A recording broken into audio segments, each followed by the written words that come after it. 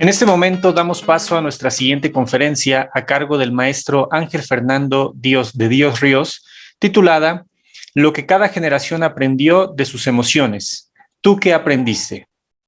El maestro Ángel Fernando es psicólogo egresado de la Benemérita Universidad Autónoma de Puebla y cuenta con un máster en Administración de Recursos Humanos por la Escuela de Organizaciones Industriales de Barcelona, en España, además de una maestría en Psicología Clínica y una en Psicoterapia por la Universidad Iberoamericana. También con el doctorado en Sociología por Benemérita Universidad Autónoma de Puebla y las especialidades en Desarrollo Humano, Terapia Corporal, Constelaciones Familiares, Terapia Frontera Contacto, Clown Terapéutico y Teatro Libre. Es fundador del espacio terapéutico Casa del Árbol, donde funge como psicoterapeuta individual de adultos y parejas. Además, es productor y conductor del canal de YouTube El Terapeuta Inconsciente y co-conductor del programa de radio Consciente e Inconsciente, transmitido por Ibero Radio Puebla y León Radio Choloyán, a través de Facebook y Spotify. Además, es padre de una niña de 9 años que se niega a comer verduras. Bienvenido, maestro Ángel. Hola, buenas tardes. Hola, buenos días a todos ustedes. Pues hoy les quiero platicar un poco lo que he investigado y lo que he aprendido sobre las emociones a través de las generaciones. Y entonces, bienvenidos a todos ustedes. Les voy a compartir pantalla y ya me dicen si me ven o no me ven de mi presentación. Ok. Para aquellas personas que están conectadas, no sé cuántos somos. ¿Alguien me puede decir? Más de 800 personas. De 800, muy bien. Si alguien quisiera prender su cámara para que yo no hable con mi pantalla y pueda hablar con alguien en persona, estaría increíblemente maravilloso. Un poco para que podamos compartir. Claro, dejaré la cámara abierta, maestro. Los docentes del colegio están viendo la transmisión, pero no están desde un solo equipo, se les está transmitiendo a todos los docentes. Okay. Además, está siendo transmitido vía YouTube a toda la comunidad del colegio. Ok, está bien. Bienvenidos todos. Muchas gracias por compartir este espacio y este momento. Yo lo que quiero hablarles es de las emociones que se gestionan y cómo se viven en cada generación. Voy a hacer un recorrido rápido de esto, ¿no? Primero, ¿cómo entendemos a las emociones? ¿Cómo entendemos a las emociones? Entendemos a las emociones como algoritmos de reacción rápida. Yo me imagino que llevamos varios días hablando sobre emociones, entonces ya no me quiero detener mucho en esto. Como a ti, Octavio, es al que tengo en la cámara, a ti te voy a hablar. Y entonces, también hazme así, o confírmame o niégame. Ya hablaron qué son las emociones. Ya se entienden más o menos qué son las emociones, sí.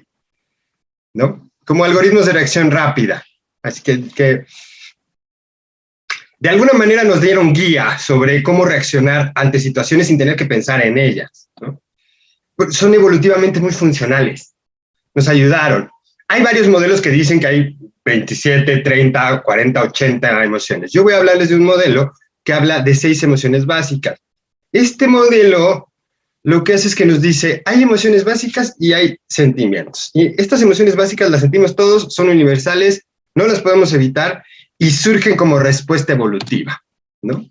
6 emociones básicas. El miedo surgió como una respuesta evolutiva ante situaciones amenazantes. Reacciono con miedo y no tengo, entonces, si lo pensamos como algoritmos, lo que pasa es que no tenemos que estar pensando en que eso es amenazante. Veo un perro con los dientes mostrándomelos y entonces no tengo que decir, se me hace que es un poco amenazante. A mí me parece que probablemente esté mal. No, hay una reacción inmediata y esto me da guía y esto me dice qué hacer, ¿no? El amor y el apego evolucionó para relacionarnos y vincularnos con el otro, para conectarnos con el otro, para buscar su cuidado y protección, porque nos convenía evolutivamente que el otro también, o sea, la gente de mi manada, de mi familia, estuviera cuidada y protegida y que se sintiera bien, porque eso me hacía sentir bien. La tristeza evolucionó como una forma de reacción ante la pérdida. Entonces, perdemos algo se nos va, perdemos a alguien, y entonces lo que hace el animal humano es retraerse para no perder más. Y entonces la tristeza lo que hacemos es que nos retraemos para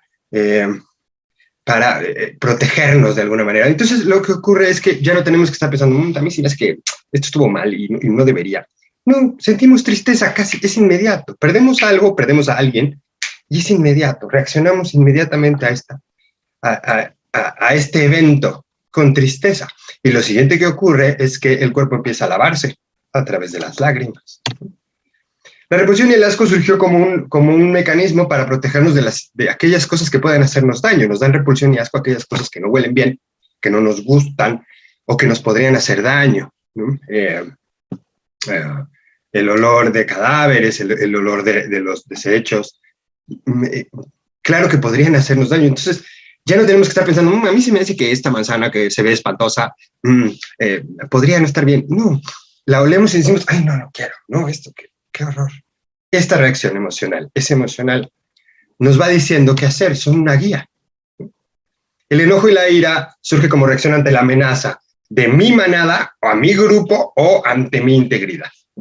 Y entonces, algo está amenazando mi integridad y entonces reacciono para proteger a mi manada o para defenderme, ¿no? Y entonces cuando nos enojamos, fruncimos el ceño, nos encorvamos, nos ponemos hacia adelante, algunos hasta mostramos los dientes, ¿no? O sea, estoy enojado. Lo que hacemos es mostrar los dientes como lo hacen los perritos, también. Y por último, la alegría. Que la alegría es esta emoción que evolucionó para decirle a todos los demás que todo está bien, que estamos seguros, estamos protegidos. Entonces ya no tenemos que andarle diciendo, oye, esto todo está bien, oye, todo está bien. Con que yo me sienta alegre y lo demuestre, la manada también percibe que estamos bien, ¿no? Sin embargo, hemos evolucionado también para tener autoconciencia y autoconcepto. Es decir, nos vemos a nosotros mismos y sabemos quiénes somos. Esto es a diferencia de todos los demás mamíferos y animales del mundo. Entonces, los demás animales del mundo, todos hemos visto videos de perritos que ven el espejo y le empiezan a ladrar, y a gatos que quieren arañar al gato que está en el espejo, porque no tienen conciencia de sí. Los humanos sí. Y eso también ha significado que ya no las vivimos igual, ¿no? Que todos los animales, nuestras reacciones, también están condicionadas por la forma en que nos vemos a nosotros mismos, por las narraciones, por lo que nos cuenta la cultura de nosotros y de la gente que nos rodea. Me cierro la ventana. Y entonces esto lo que ha hecho también es que cada generación haya vivido las emociones de manera diferente. Durante siglos las emociones se vivieron no como las vivimos hoy. De hecho, el estudio de las emociones tiene menos de 40 años, un estudio serio. Ya se mencionaban, claro, desde hace miles de años, pero se entendían como reacción. Y entonces, no vamos a hablar de las emociones a través de toda la historia. Lo que quiero platicarles es las emociones en 3 generaciones. Solo 3. ¿Por qué? Porque son las que hemos vivido, son las que hemos reconocido. Claro que lo que voy a hacer es un retrato robot, porque voy a decirles, a ver, la generación de los 50 y para atrás, y varios de ustedes que nacieron en los 50 van a decir, ay, no, yo no soy así, mi abuela no era así, claro que no.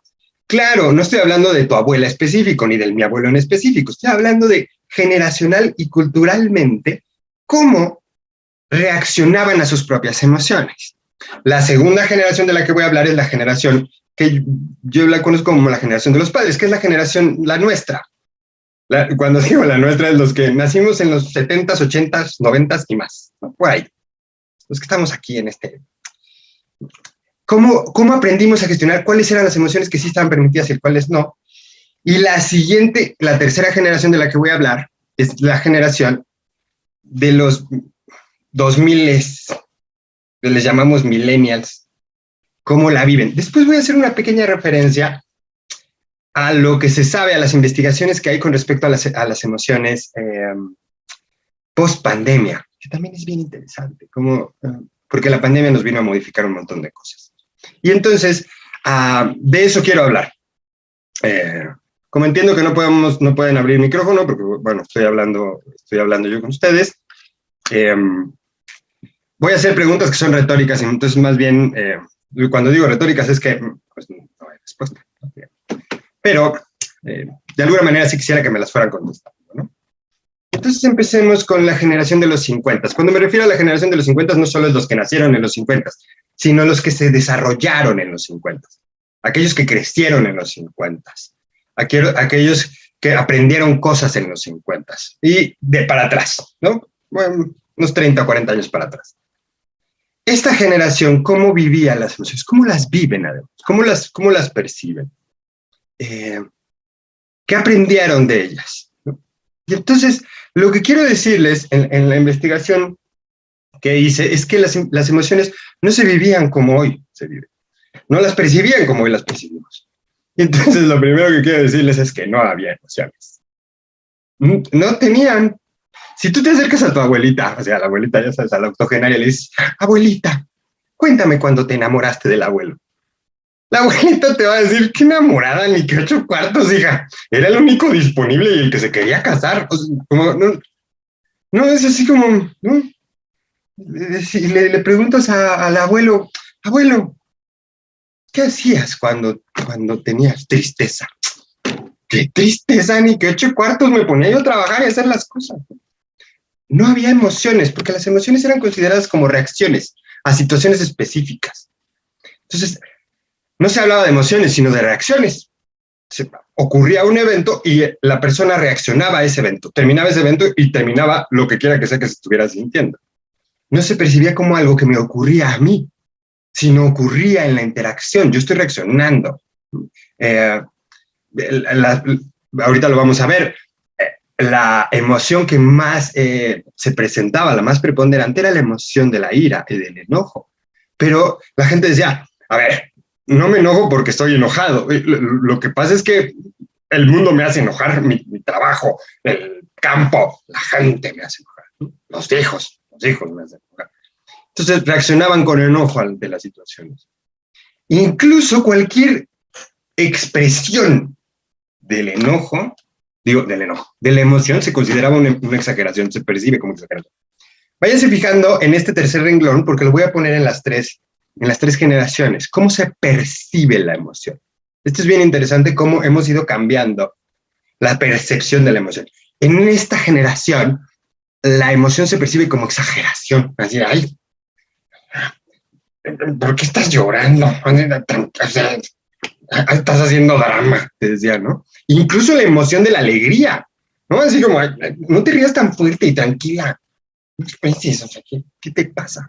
Es como exagerado. Toda la expresión emocional se consideraba como una exageración, ¿no? ¿Cómo se gestionaban las emociones en esta época? Trabajando o haciendo algo, ¿no? Hay un maestro español que me encanta, que tiene una página que se llama Pico y Pala, que es maravillosa, que él contaba esta anécdota. Decía, una mamá diciéndole a su marido a gritos, decía, Fermín, él es español, entonces, Fermín, el hijo dice que siente una desolación profunda y un vacío existencial, que no puede hacer nada, que no le permite hacer nada. Y entonces el papá contestaba, pues dile que se venga a trabajar aquí en la tierra y que le dé de comer a las vacas. Entonces la mamá decía, no, dice que solo es un mareo, que ya está bien. Claro, la manera de gestionar las emociones en esta generación era, ponte a hacer algo. Si estás triste, ponte a hacer algo. Estás enojado, ponte a hacer algo. Estás alegre, ponte a hacer algo. Y algo que además te distraiga y te saque de ahí, te coloque en otro lugar. Y entonces, claro, las emociones no eran tan importantes porque lo que había que hacer es modificarla rápido y colocarte en otro lugar rápido, ¿no? Una muy interesante pregunta que también les hago. ¿Qué creen que esperaban de sus hijos? ¿Qué creen que esperan de sus hijos esta generación?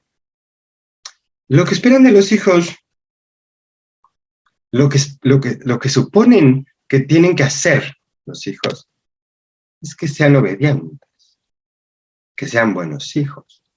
Y en última instancia, que les hagan sentir orgullosos. Sí, no, es un buen hombre. Es una buena mujer, tiene su familia, ¿no? Eduqué bien a mis hijos. Eso es lo que espero de los hijos, pero que sean obedientes. Ahorita cuando ven el contraste con las siguientes generaciones, vamos a ver cómo se viven, ¿no? Entonces, para esta generación, lo importante es cómo cómo perciben a los hijos como seres obedientes, que me haga caso. ¿Qué espero de mi hijo? Que me haga caso, que me obedezca, ¿no? Que sea buen hijo, que se comporte. Eso significa que no se enoje, ¿no? Y cuando esté triste, que no te moleste. Y si está muy alegre, entonces que se vaya a gritar así, allá, afuera. Que no esté. Que sea obediente, que sea sosegado, ¿no? Ahora, hablemos de cada una de las emociones. Yo tengo una estrategia para ubicar las emociones. Con la primera letra de cada una de las 6 emociones se forma la palabra matrea. No existe la palabra matrea, pero me lo recordaron. Y entonces, si hablamos de cada una de las emociones, esta generación de los 50, ¿cómo la vive? Miedo. El miedo solo se vive como reacción. Es algo a vencer, ¿no? Y además provoca enojo. Si le preguntabas al abuelo, ¿qué hacía cuando tenía miedo? Pues, nada, golpeaba al perro, ya, ¿no? Y además sentir miedo provocaba mucho enojo. Es algo que no me gusta. Claro, porque la reacción del miedo es una reacción que nos pone en alerta, nos pone muy pendientes de lo que está ocurriendo allá afuera. Entonces, no, lo que hace esta generación es, no lo quiero. Entonces, le provoca enojo. Ante el miedo, la reacción inmediata era el enojo. ¿Qué hacen con el amor y el apego? No se expresa.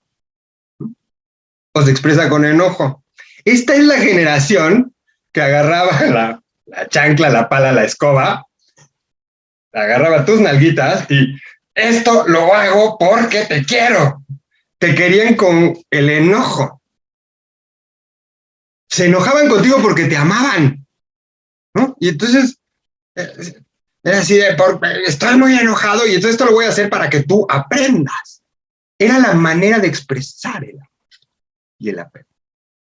También es una generación que, como viene de la posguerra, en donde hay mucha carencia, de momentos muy complicados en la historia mexicana también, de la transición, empiezan a adquirir cosas, empiezan a conseguir cosas, entonces se empiezan a comprar su casita, su caballo, su mueble, los primeros refrigeradores, ¿no? La estufa, y entonces empiezan a expresar amor a las cosas. Pareciera que es como contradictorio lo que estoy diciendo, pero la experiencia del amor es hacia las cosas. Y entonces el abuelo te decía, no, hombre, yo quiero más a mi escopeta, ¿no? Sé como, aquí en esta casa lo más importante es que la escopeta y el caballo estén bien, ¿no? Porque el amor... Y entonces uno veía a los abuelos en esa época, y decía, ¿por qué quiere tanto al caballo y a mí ni me pela, ¿no? Incluso se acercaba el perro y, ay, mijito, ¿cómo estás? Lo acariciaba, lo apapachaba. Y uno decía, a mí nunca me ha apapachado ni me dice que me quiere. Claro, porque el amor se expresaba así. Y contigo se le expresaba a través del enojo, ¿no? La tristeza también provoca enojo. Cuando se entristecían, la sensación era de enojo. O sea, ¿por qué estoy sintiéndome así? No lo merece. Me voy a poner a trabajar, ¿no? O sea, voy a hacer algo. Y además, entonces, ¿qué es lo que transmitían a la siguiente generación? Que esto es muy importante porque a la siguiente generación se lo come. La tristeza, o sea, eso que estás sintiendo no está bien, ¿no? Y además, me voy a enojar contigo si te pones más triste. Esta es la generación de la frase, te voy a dar algo para que te sientas triste, ¿no? Yo te voy a dar motivos, ¿no? ¿Estás llorando? Ahorita vas a ver por qué se llora. Entonces, la chancla. Esta es la etapa. Aquí esta generación. Fíjense cómo todo nos lleva para allá. Para el enojo. La repulsión y el asco se viven como algo a vencer, ¿no? También provoca enojo.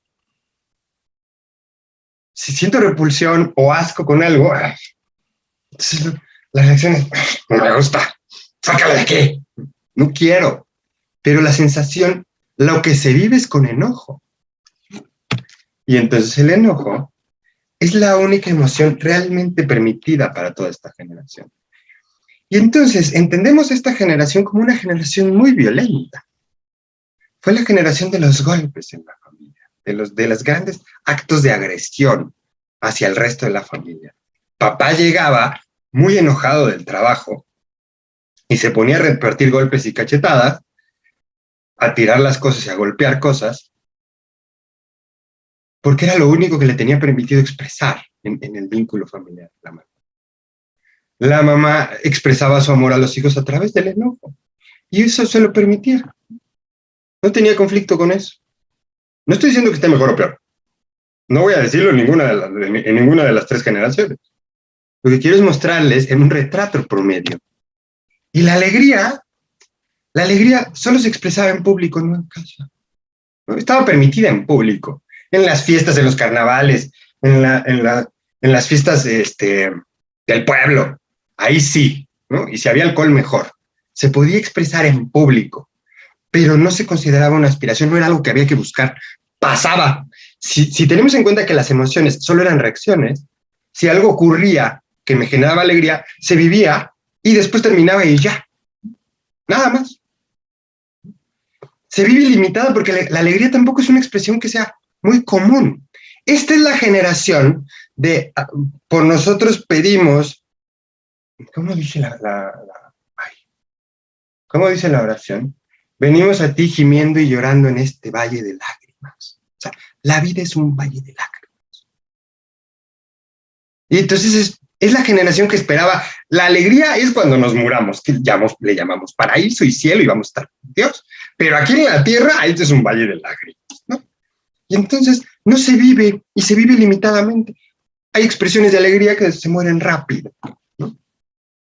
En el amor, la expresión del amor es muy interesante porque muchos papás te dicen, ¿no? Muchos de mi generación te dicen, o sea, a mí mi mamá me cosió a golpes, ¿no? O sea, yo movía así un dedo y se enojaba y explotaba, ¿no? Yo le pedía, oye, ma, ¿me puedes ayudar con, no, te puedes ayudar, que puedes solo, ¿no?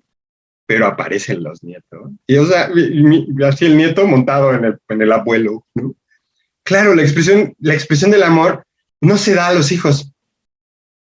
Y además ya se vive de manera diferente, como que de alguna manera exploran el amor y el cariño, no con la siguiente generación, sino que se saltaron una. Esto es un retrato promedio de esa generación, cómo vivieron las emociones. Si se fijan, se van a fijar ahorita que los pasemos, son las mismas emociones, todos las sentimos, todos los animales mamíferos las sentimos incluso. Y sin embargo, ¿cómo las gestionamos? Es de manera diferente. Fíjense, algo muy clave aquí. Esa generación, la única expresión emocional permitida era el enojo. Todas las demás, apagadas o no permitidas, o generaban enojo, ¿no? Como una forma de comunicarse. Se convirtió en una generación muy violenta. ¿Qué pasa con la siguiente generación? Donde yo me incluyo, ¿no? La generación de los 70s, 80s, 90s y más. Esto de y más es por un comercial de un radio. Por Mix. Exacto, no sé de dónde lo escuché, cuando le estaba poniendo el título dije, esto lo escuchaba en algún lugar. 80s, 90s y más. Estos, nosotros, los que crecimos. Otra vez, no es los que nacimos en los 80s, sino los que crecimos en los 80s. También es para los que nacimos en los 80s. Los que nos desarrollamos en los 80s, los que tuvimos una infancia en los 80s, en los 90s. ¿Cómo se viven las emociones en esta generación? En esta generación se viven de manera diferente. Se empieza a hablar de las emociones. El estudio de las emociones, ya no como reacciones, sino como emociones, tiene 40 o 50 años. El estudio serio, ya se hablaba de ellas. Freud habló de ellas en 1900. Sin embargo, como que no se masifica, no es algo que la gente hable comúnmente. En estas generaciones, en los 70, ya empezamos a hablar de lo que siento, lo que yo quiero, lo que me está pasando. Como emociones que además empiezan a ser distinguidas de lo que está pasando allá afuera, ¿no? Se viven como elementos controlables. Esta es la generación del control de todo. Claro, es una generación en donde empiezan a pasar cosas que parecen mágicas. Y en toda la naturaleza, empezamos a controlar toda la naturaleza, todo, ¿no? Viajes espaciales, el átomo, la física cuántica, la química. ¿Por qué no controlar las emociones? Entonces, es una generación que aprende que las emociones se controlan. Ya no son elementos de reacción. Esta generación aprende que sí, ocurre algo allá afuera, a mí me pasa algo, pero esto lo puedo controlar. Cambia el discurso. Ya no son esas cosas que pasan y ya. Estas emociones las puedo controlar. Y entonces, fíjense, les decía yo, fíjense en el tercer renglón. Mientras que para la generación pasada, la impresión de la emoción era una exageración, la vivencia se percibía como exageración. Esta generación la vive como imposición. Las emociones son algo que se siente y que se tiene que sentir. De alguna manera aparece también. Y entonces, los conceptos que para la generación pasada y para toda la historia de los humanos no existían. Las emociones positivas y negativas. Se caldea esta percepción que hay de que hay emociones negativas. Hay emociones que no están bien. La tristeza, enojo, pues no están bien. Y hay emociones positivas, la alegría, la esperanza, la sonrisa, también. Hay como esta generación imaginó o percibió a las emociones como algo controlable, entonces lo que se propone es llevarse a sí mismo como imposición hacia las emociones positivas y eliminar o evitar las negativas. ¿Cómo se gestionan las emociones en esta generación? Mientras que en la generación pasada las gestionaba. Ponte a trabajar, haz algo, ya, cambia. Aquí, en toda esta generación, lo que aprendimos es que se gestionan apagando unas y prendiendo otras. ¿Estás triste? Pues ponte contento, ¿no? ¿Tienes miedo? Pues piensa en algo positivo. Ese es el mensaje. Nos llegan estos mensajes de puedes controlar lo que sientes, ¿no? Entonces, apaga esa emoción y ya.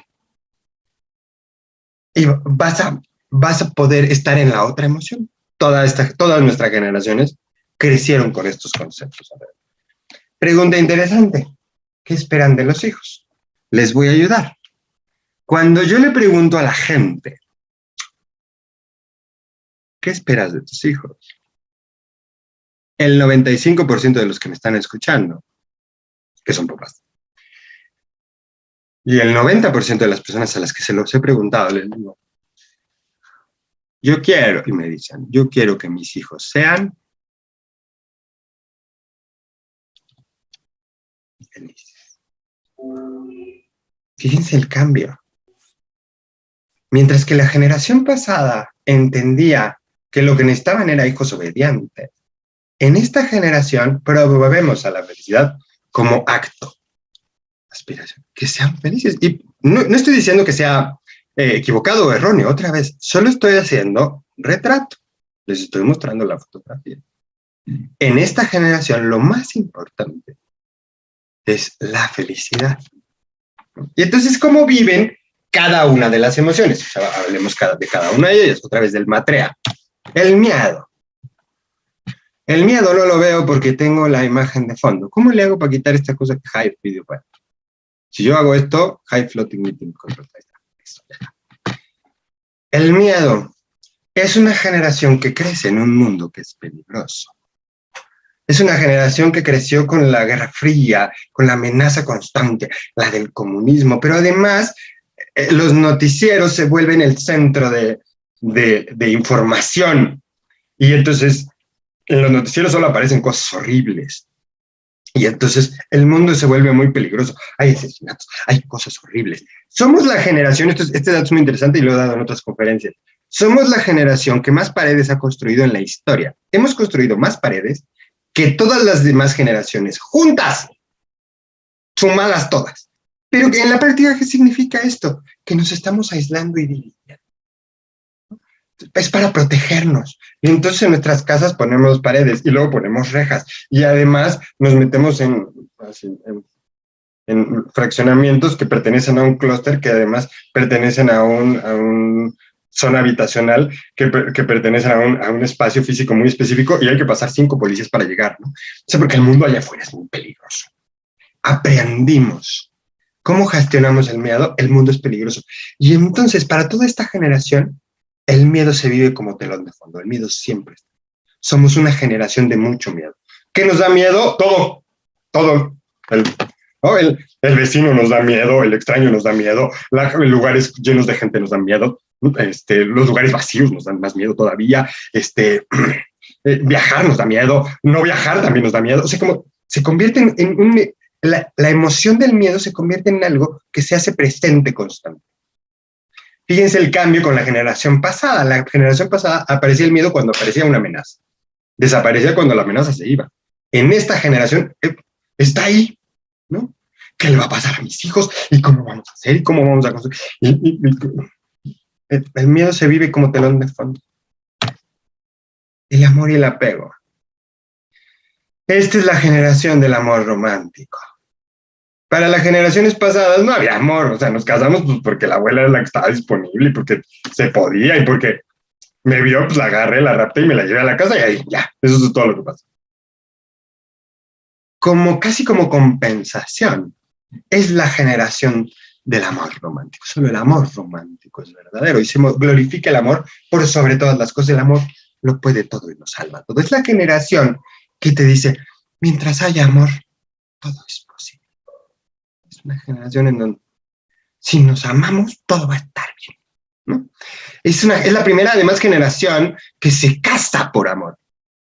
Hoy nos parece así como, pues, obvio, Ángel, ¿por qué otra cosa se casan? Históricamente, además, estoy hablando en milenios, no era lo común. Nos casábamos por conveniencia, porque pues, a mí me parece que podía funcionar. Eres fértil, más o menos tienes edad, funcionamos, vale, vamos a hacer hijos. Y vamos a hacer hijos para que trabajen, para que no tengamos que trabajar con nosotros. Aquí ya, y además, si no hay amor verdadero, no es amor.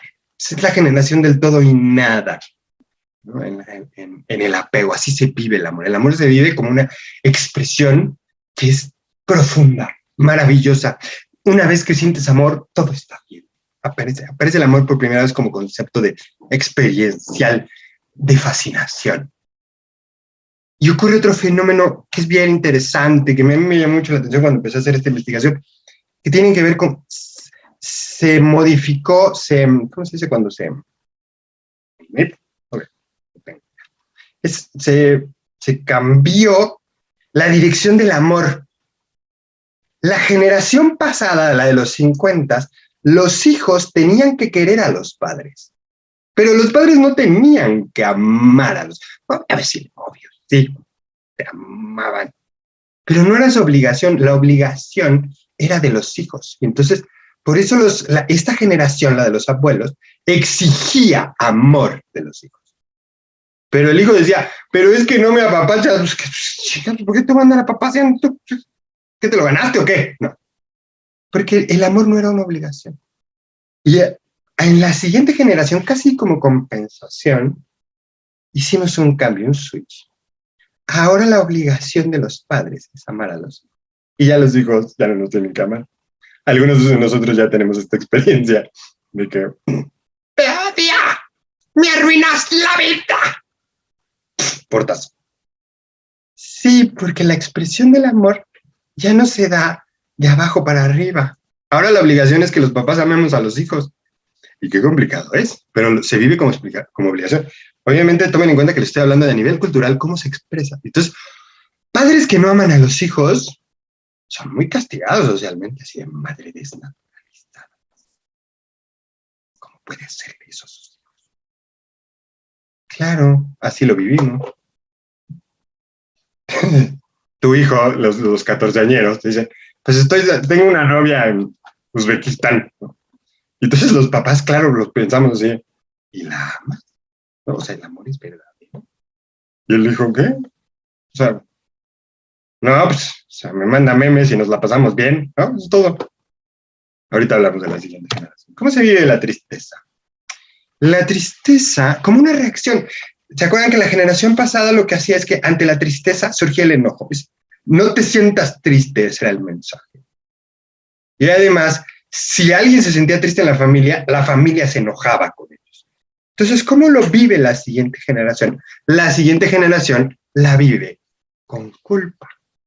Sentirla está mal. Lo que hizo fue integrar ya esta información de esta siguiente generación. Y ya la vive con, no debo sentir estas cosas, ¿no? Está mal sentirla, hay que huir de ella. Y entonces, es la primera generación que empieza a huir sistemáticamente de la tristeza, ¿no? Es la generación así de, ay, no te sientas mal, sonríele a la vida y la vida te sonreirá. Ay, estás triste, ya. Esta es una reacción cultural ante la tristeza. Todos los que estamos aquí aprendimos, sobre todo los que tienen así, de los 80s, 90s y más, y de los principios del mundo, aprendimos que la tristeza del otro hay que quitársela, ¿no? Vemos a alguien triste y entonces llegamos así, ya, tranquilo, hay muchos hombres en la vida, no, así, tranquilo, mira, vente, vámonos a chupar, ¿no? O sea, como, ¿sabes? Eso que estás sintiendo no está bien, ¿no? Entonces te voy a quitar, lo que quiero es quitar esa tristeza porque socialmente no está aceptada, ¿no? Vemos a alguien llorando así en un centro comercial, en un lugar, y entonces, ¿no? Así como, o queremos quitarle esa tristeza, entonces llegamos y, ya, o sea, ¿qué estamos haciendo? Que se te quite la tristeza, pero no sé qué chingados hacer con ella. Ya sabes, así, esta es nuestra reacción. La tristeza está mal vista, es casi la peor emoción. Ahorita vamos a ver cuál es el efecto de la siguiente generación. La repulsión en las cosas se vive ambigua. Es una generación que retoma conceptos como la cortesía y las buenas maneras, ¿no? Sentías repulsión así. Llegaba la tía que te caía mal y que además porque te besaba y te llenaba de crema. Y entonces, ¿qué dicen los papás? Saluda a la tía, ríe y ahorita nos arreglamos en cállate. Entonces, claro, no podíamos expresar la emoción de la repulsión. Estaba mal, ¿no? Entonces, no es pública, ¿no? Sí, cállate y lo hablamos en la casa. Pero no me gusta. Sonríe, acéptalo, ¿no? Es decir, cuando ya sabes, alguien nos da una, no sé, qué dulce hay que no me gusta, ¿no? Entonces, acéptalo y agradece. Y entonces ella, pero sabe horrible. Agradece y sonríe y dale besito a la tía que te lo trajo desde Culiacán. Para esta generación el asco no se puede representar en público, está mal. Entonces hay que ser corteses, a las buenas maneras, ¿no? El hijo hace, ¿no? Y no, así como, ¿cómo? ¿No? Ahorita les voy a contar una anécdota que me pasó a mí y que ahora me pasa con mi hija. El enojo y la ira se anulan. Si la siguiente generación fue una generación de mucha ira y mucho enojo, como compensación la siguiente generación, que sufrió mucho estos actos violentos, el enojo está anulado. No se debe permitir. Otra pregunta que sigue siendo retórica, es decir, nomás contéstenmela en sus cabezas. ¿Qué pasa cuando te enojas en público? ¿Qué te dice la gente en esta generación? No te enojes. Punto.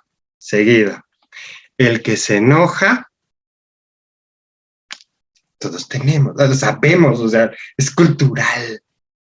Toda esta generación, el enojo está mal.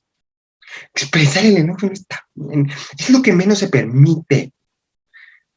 De hecho, se ha convertido en una especie de pecado cultural enojarse. Ay, ¿para qué me enojo si no me va a ayudar de nada? ¿No? Mejor sonríe. Ya, ¿qué voy a resolver? Toda esta generación. El enojo no está bien. Y somos la primera generación que convertimos a la alegría en una aspiración, algo que hay que buscar. Es además lo único permitido socialmente, la alegría como expresión. Hay que buscar la alegría de los hijos, de los amigos, de la familia. Hay que estar alegres por sobre todas las cosas, ¿no?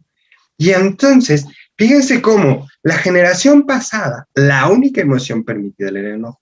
En la siguiente generación, la única emoción permitida es la alegría. Además, hay que expresarla grandilocuentemente. Hay que ser muy alegres. Vamos a las fiestas a alegrarnos. Y entonces ahí estamos así regañando. ¡Alégrate! Pásatela bien, ¿no? La Navidad, que para muchos de nosotros son eventos complicados con la familia. Y sin embargo, tocamos el timbre así enojadísimos porque nos tardamos horas en vestirnos todos y fue un desastre y nadie quería venir y no soportamos. Tocamos, se abre la puerta y ¿qué es lo primero que hacemos? Ojalá me estén viendo porque van a ver la sonrisa impostada. Hola, ¿cómo están? Y entonces, hay que demostrar alegría. Y eso es lo que se permite. Está bien. Pero además, el hecho de que se viva como aspiración, entonces, es una generación que la busca. Es la generación que empieza a buscar la felicidad como meta. Eso nos ha vuelto y le ha hecho un daño espantoso a toda la generación y a la siguiente. Hay que buscarla y hay que llegar a ella. Todas las demás emociones están mal, ¿no? No te sientas así, no piensas así, piensa positivo, ¿no? Elimina ese enojo porque es que todo lo que tus vibras atraen las malas cosas, ¿no? Entonces, si estás enojado, te va a dar cáncer en el páncreas. ¿Te das cuenta? Claro, tiene sentido. En esta generación tiene todo el sentido del mundo. Para la generación pasada, no. Para esta sí. La alegría es la única emoción permitida. ¿Qué ha pasado con la siguiente generación? ¿Cómo se viven las emociones? Aquí estamos hablando ya de los 2000. Sé que esa palabra no existe, no me importa. De los 2000 para acá. Estuve a punto de ponerle para acá, pero dije, no, que es una competencia seria. Y soy responsable. No debo mostrar eso.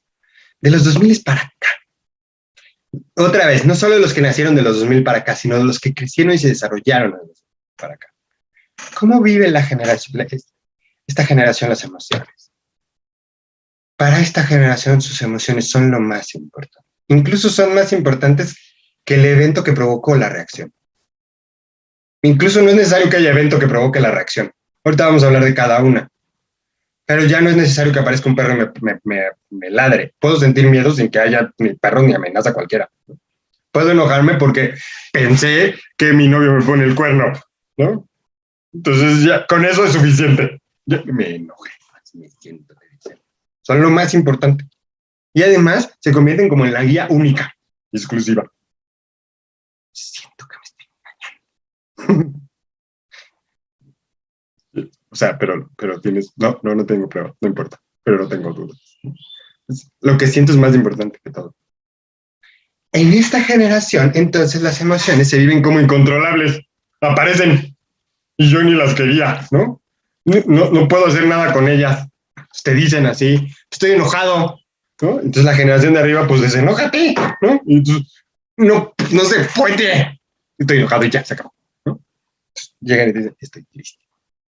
Bueno, esta generación también desapareció la tristeza.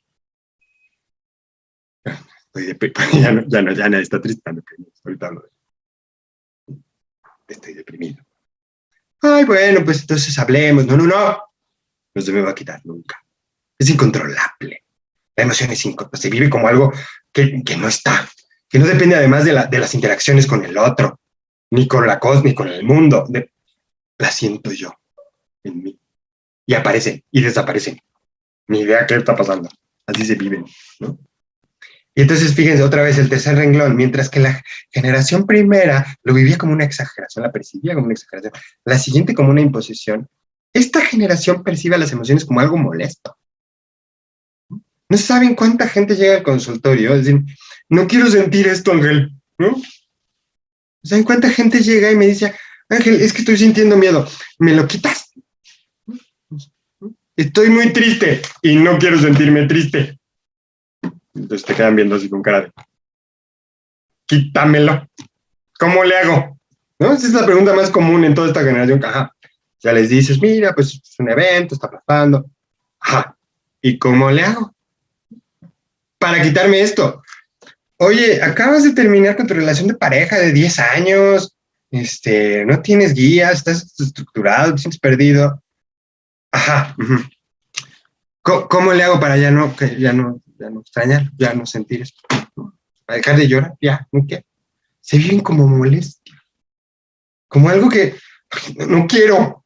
Pero entonces se da la paradoja. Es incontrolable porque aparecen, pero trae también, están permeadas por lo que nos enseñaron en las generaciones pasadas. En la generación de esta nueva, hay cosas que están negativas. Entonces no quiero estas emociones, quiero otras. Y entonces, esta generación, la generación de los 2000 para acá, las vive como aspiracionales o culposas.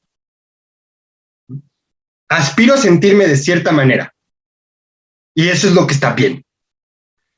Si siento esto, lo siento con culpa. Se vive con culpa. Es la generación anterior la que nos enseñó que no está bien sentir ciertas cosas. Entonces se vive con culpa. Estoy triste y no debería sentirme triste porque él no lo vale. ¿No?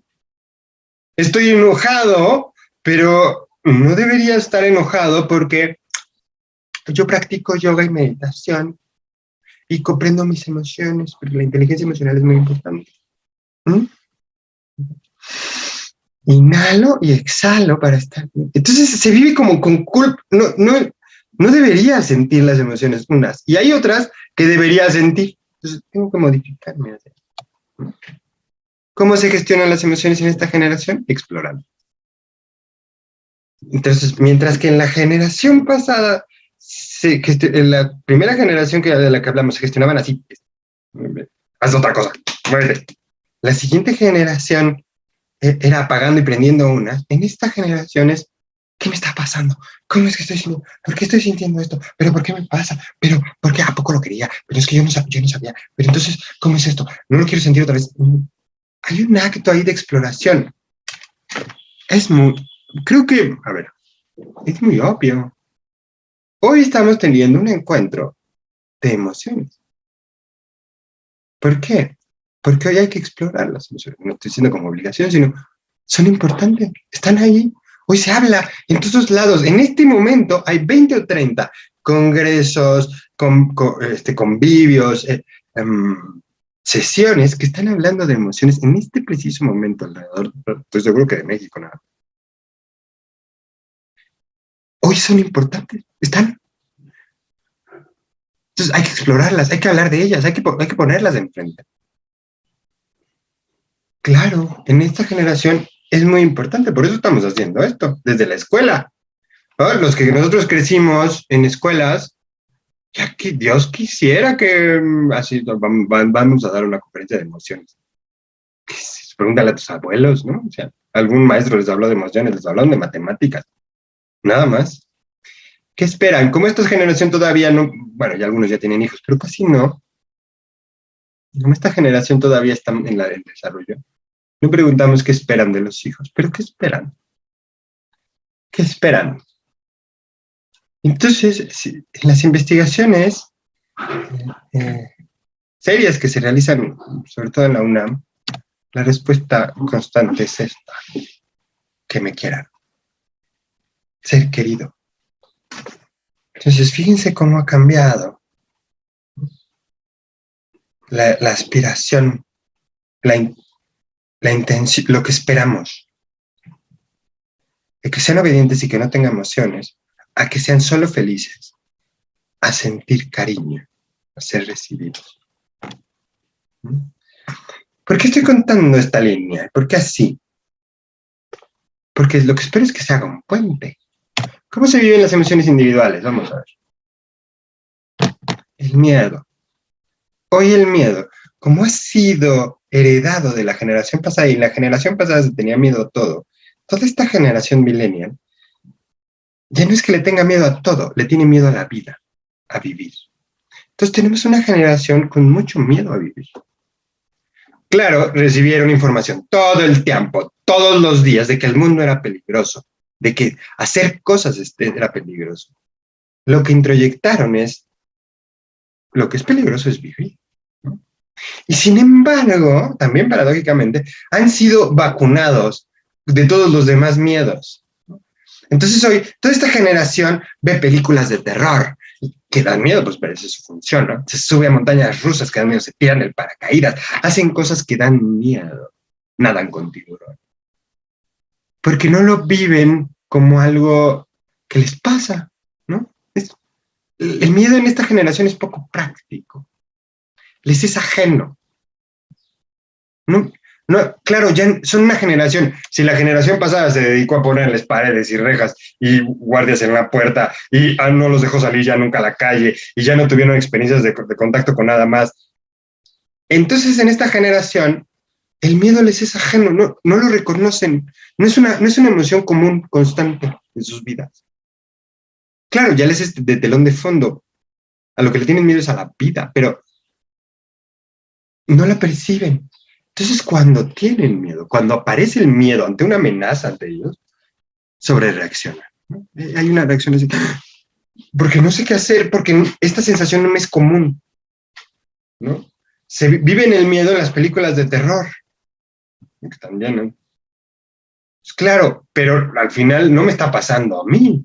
Me asusto cuando dan el portazo, cuando aparece el personaje horrible de la película. Sí, pero hay una distancia en la serie o en la película.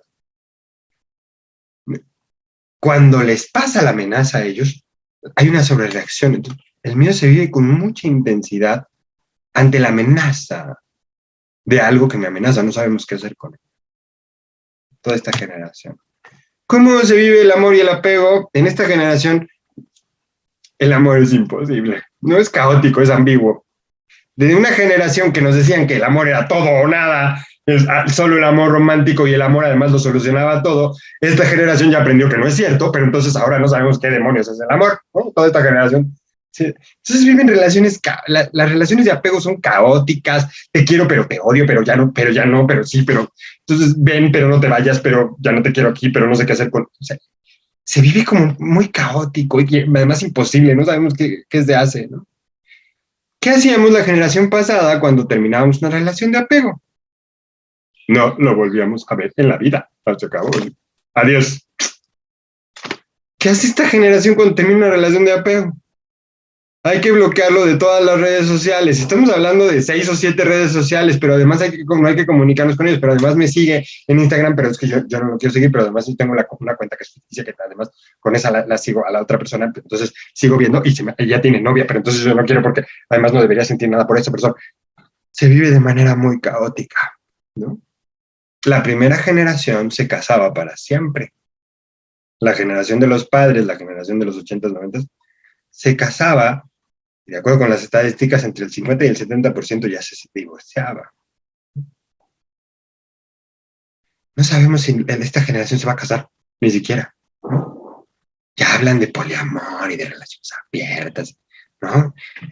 Los adolescentes ya te cuentan así de, pues yo tengo 7 novias, 2 de ellas están en Noruega, una de ellas en Francia, una está en Culiacán y la otra en Monterrey. Entonces los adultos, pero ¿cómo no las puedes amar a todas? Porque solo a una persona y es verdadero, solo se puede amar.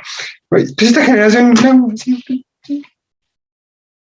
no, pero es ambiguo, pero no sabemos. Sus apegos son muy desorganizados. Yo culpo a la generación anterior. Pero claro que no, es Disney, siempre fue Disney. Tristeza. No se quiere sentir. En esta situación, para no decepcionar a la generación pasada. Si la generación pasada nos dijo que la tristeza estaba mal, lo que ocurre con esta generación es que no quieren sentirla para no decepcionar a su sistema familiar, para no decepcionar. Porque si toda mi familia, mis papás y la gente que me rodeaba, los adultos, me decían que no estaba bien sentirla, de todas maneras la siento, pero no la quiero sentir. Y entonces, en esta generación desapareció la tristeza como emoción.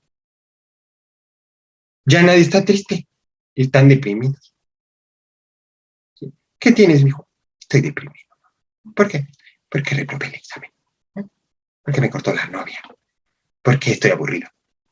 Porque no tenemos internet. Ya me deprimí. Porque me habló feo. Porque no me habló. Porque me dijo cosas. Desaparece la tristeza como emoción y es sustituida por un elemento, por una categoría clínica que es peor todavía, comillas. Porque no debería sentirla, pero la siento. Entonces, lo que ocurre es que la depresión es sentir la tristeza más culpa. Es decir, siento esto, no lo debería sentir, lo reprimo y aparece la culpa. Porque lo siento, pero no debería. Entonces se suma esto y se apaga. Por eso culturalmente está muy confundida la tristeza con la depresión. La gente llega a mi consultorio y me dice, estoy muy triste. No es cierto, me dice, estoy deprimido. ¿Cómo sabes? He estado llorando toda la semana. Eso no es depresión, eso es tristeza. La depresión es ausencia de emociones. Es sentir esto, no querer sentirlo, apagarlo, y entonces se apaga todo el sistema. Entonces Entonces la tristeza se ha convertido en un elemento que no queremos sentir y que no se debería, porque se vive con mucha culpa, se vive muy mal. Entonces directamente nos saltamos la tristeza y nos vamos a la depresión. Y entonces la depresión es la primera causa, la primera, le llaman enfermedad mental del mundo, ¿no? Hoy ya se habla de 300 millones de personas con depresión. Claro, porque no es toda una generación educándonos para decirnos que no está bien, y de todas maneras yo me siento triste ante la pérdida, pero no debería sentirla porque no está bien, y además no quiero decepcionar a mis papás porque no debería. Entonces ya se vive muy fea, muy rotunda. Se convierte en un problema. La repulsión y el asco, eso sí, para esta generación la repulsión y el asco es intolerable y se expresa, ¿no? Yo le contaba a mi mamá hace poco que yo recuerdo este episodio, Lesa. Yo me acuerdo que nos dabas de comer, madre, y si hacíamos cara de asco, o hacíamos así, te lo tragas. Y nos amenazaba con esto. Si lo vomitas, te lo vuelvo a meter, nos decía. Ya se lo conté a mi mamá y mi mamá, ay, qué miedo. Sí. Le tapaba los ojos a mi hija, no es cierto. Y recuerdo ese mes, ¿no? Pero yo le doy así, además como mi hija, no come verduras cocidas, no hay manera de hacer. Entonces, un chícharo que se me coló en el arroz, un chiquitito, que además ni vio, se lo metió. Lo siente y empieza a estirar así todo un drama. Y yo, hija, es un chícharo, trágatelo. Y escupito, se saca. Claro, en esta generación es intolerable, pero además se expresa y les define como personas, ¿no? Eso me da asco, eso no es lo que quiero, yo soy así. Somos del grupo de los que no soportamos esas cosas. Me define como persona. Entonces, ya es una generación que no tiene conflicto con expresar la repulsión, la intolerancia, el asco. Los ves en la calle, ¡ay! ¿Qué onda con esa gente? ¿No? Lo expresan mucho más abiertamente que toda la generación pasada. Con la ira es otro de los problemas. Y toda la generación pasada les enseñó a esta generación que el enojo estaba mal porque lo vivieron como compensación de la generación pasada en la que el enojo era lo único que había. Entonces, la viven con culpa y entonces el enojo ya no se dirige hacia la amenaza, ya es implosiva. Se dirige hacia el propio organismo. Hoy estamos viendo mucho más expresiones de implosión, de enojo y de ira. La gente en lugar de explotar, implota. Y entonces, en lugar de hacerle daño al mundo o romper algo en el mundo, se rompen a sí mismos. Se empiezan a hacer daño, se empiezan a decir cosas que son una tonta, estúpida, ¿por qué permití esto? No debería, porque estoy sintiendo esto, porque soy así. Son palabras que se repiten y que los definen. Hay actos de implosión. Entonces, en esta generación, la ira y el enojo se siguen viviendo como algo pues, no muy positivo, pero ahora implotado. Hace poco daba una conferencia en el Ibero, les decía, hemos dejado el deporte para cambiarlo por ejercicio. Entonces, estas generaciones hacen ejercicio, van a yoga, se estiran, y corren en caminadoras, y jalan, y hacen pesas. Está muy bien porque el ejercicio ayuda mucho. Pero es una generación que ha dejado el deporte, que era una expresión además que nos permitía explorar la ira, porque había competencia, porque había grito, porque había la intención de vencer al otro en un marco de referencia que no implicara matarlo como en una guerra, ¿no? Cada vez tenemos menos estas expresiones, ¿no? Hoy los estadios son muy peligrosos, acuérdate que para la generación pasada, pero el estadio era una forma, o los lugares a donde nos reuníamos a ver eventos, era una forma de expresión del enojo. No sé si alguno de ustedes ha ido a las luchas libres, lleven a sus hijos a las luchas libres, es la cosa más horrible que hay en el mundo, porque es la cosa más encantadora que hay en el mundo, pero no sabes cómo sale uno sanado. Te vas a ahorrar como 6 terapias ahí. En una de luchas libres. Yo me acuerdo, una señora estaba yo en la lucha libre, así. Es una lucha libre. La señora de al lado, con un bebé en brazos, ¿no? A todo pulmón gritando, ¡mátala! ¡Mátala! Y yo decía, ¿qué sanador para esa señora. Con el gran brazo. Esa señora va a salir tan libre del enojo de ahí.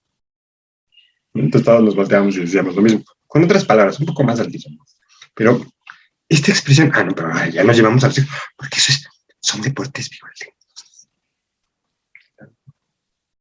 Entonces, ¿dónde expresan su enojo? Se lo expresan a sí mismos. Tenemos toda una generación entonces cargada de ansiedad. Expreso el enojo, pero no debería, pero no está bien. Ya no recibo castigo, lo que recibo es culpa. Y entonces me lo guardo. Pero entonces estoy teniendo, la energía del enojo es una energía muy fuerte porque implica la defensa y el ataque. Se queda ahí guardada y entonces se empieza a implotar. Nuestra segunda enfermedad mental es la ansiedad. ¿Cómo se vive la alegría? La alegría se vive en el ahora, se vincula al placer y ya es comercial, ¿no? Todo lo que me pueda provocar alegría ahora, ¿no? Ya no se espera ser alegre en el futuro, cuando logre, cuando consiga. Quiero la alegría ahorita. ¿Cómo le hago para conseguir alegría ahorita? Hace poco tuve un invitado en el programa sobre el aburrimiento y entonces decía esto, claro, estamos evitando el aburrimiento a toda costa, ¿no? Necesito placer, está vinculado además al placer. La alegría se consigue consiguiendo cosas que generen placer. Y como ya vivimos en un mundo global, ya la alegría es una cuestión comercial. O sea, ya está integrada como algo comercial. Es cuando compre esos tenis, cuando compre ese coche, cuando consiga ese elemento del mercado, o sea, que lo voy a obtener del centro comercial, voy a ser feliz, voy a sentirme muy alegre, ¿no? Ese celular, ¿no? Entonces, obviamente, las empresas lo entendieron rápido, se tardaron, pero ya lo entendieron. Ya nadie te vende un champú, te venden una experiencia orgásmica increíble, lavante el pelo. Ya nadie te vende un celular, te venden la experiencia de que vas a estar muy alegre, y entonces por eso te ponen gente con su celular tomándose fotos, porque lo que te están vendiendo es la alegría. Ya nadie te vende una Coca-Cola. Con la Coca-Cola destapas la felicidad, ¿te acuerdas? Entonces, la alegría, la felicidad, el placer se vinculó al acto comercial. Hay que comprar para sentirnos bien. Eso ya es inherente a estos muchachos. Por eso están chingue. Cómprame ese iPhone, porque la impresión es que así voy a ser feliz. ¿Ok? Voy a terminar yo con esto. Ya estoy terminando. No sé si cuánto tiempo llevo, pero ya estoy terminando. Ya voy a acabar. Ya me mandaron un mensaje para decirme que ya acabé, ¿verdad? Yo como no lo vi. Entonces, 5 para cerrar, pero no sé a qué hora lo mandaste. Las 5:18. Preguntas. ¿Cuáles tenemos de impresión? Lo estoy viendo hasta ahorita, mira. ¿Cuál es la impresión de las emociones? Con la pandemia pasaron cosas, entonces como esas cosas pasaron, sí va a modificar, pero no sabemos. Algunas impresiones es, el miedo se va a acentuar, el miedo a la vida, hay mayor conciencia de sí, pero muy individual. Las emociones se individualizan, entonces lo que yo siento, no es lo que tú sientes. ¿No? Ha desaparecido lo local, ahora nos emocionan cosas que ocurren en Monterrey, en Uzbekistán, en Estados Unidos y en Brasil, ¿no? ¿Cómo se gestionan expresándolas? Sobre todo digitalmente. ¿Qué esperan esta generación? Lo que va a esperar en el bienestar. ¡Ya acabé!